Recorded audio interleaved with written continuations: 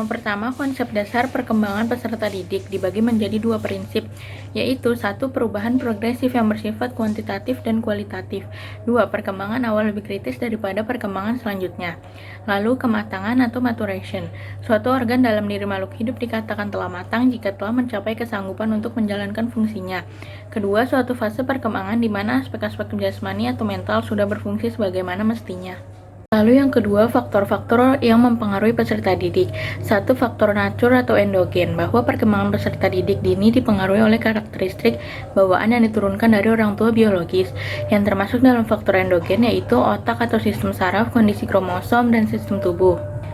Yang kedua, faktor nurture atau exogen, bahwa perkembangan peserta didik dipengaruhi oleh lingkungan dan pengalaman yang dialaminya, yang termasuk dalam faktor exogen, yaitu pendidikan, rangsangan dari orang tua, pengaruh teman sebaya, dan sosial ekonomi. Lanjutnya materi ketiga, tahapan dan kebutuhan peserta didik. Yang pertama adalah neonat 0 sampai 1 bulan. Neonat disebut juga baru lahir, di mana seluruh bagian tubuh belum berkembang dengan sempurna.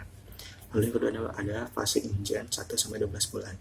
Tahap dimulainya perkembangan seperti gerakan, ucapan, kemampuan kognitif yang mulai berkembang. Lalu ada faktor-faktor perkembangan peserta didik. Yang pertama ada faktor nature atau endogen, dipengaruhi oleh gen orang tua. Lalu ada faktor nurture atau exogen, dipengaruhi oleh lingkungan dan pengalaman peserta didik. Selanjutnya ada materi keempat, aspek perkembangan peserta didik. Yang pertama ada aspek pertumbuhan fisik, aspek pertumbuhan kognitif, aspek pertumbuhan bahasa, aspek pertumbuhan sosial, aspek pertumbuhan emosional, dan aspek pertumbuhan moral. Lalu ada tahap dan bagian dalam perkembangan motorik anak. Yang pertama ada refleks, prelokomotor, yang ketiga tahap lokomotor, yang keempat keterampilan fundamental, yang kelima motorik dan keterampilan, dan keenam tahap keterampilan khusus. Pertemuan keenam yaitu prinsip-prinsip perkembangan peserta didik.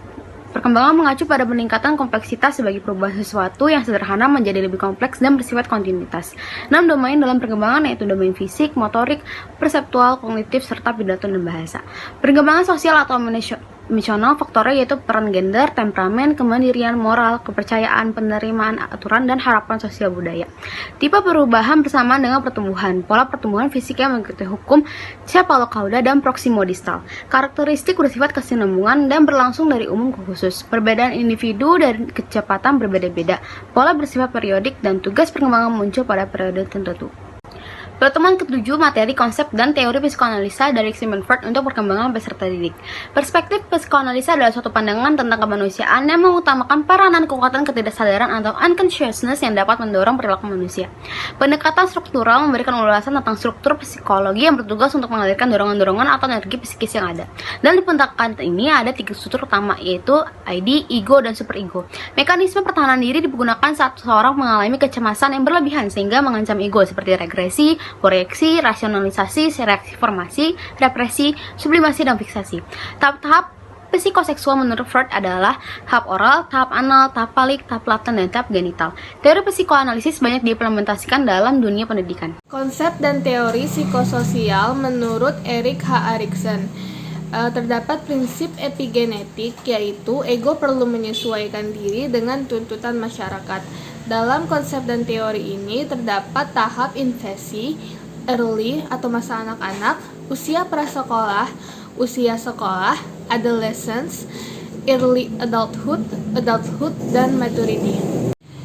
Teori aliran behaviorisme. Teori ini mempelajari tentang perilaku manusia. Tingkah laku sepenuhnya ditentukan oleh aturan, bisa diramalkan, dan bisa ditentukan.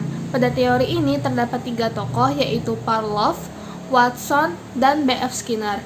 Di dalam teori ini juga terdapat pengkondisian klasik dan juga pengkondisian operasi.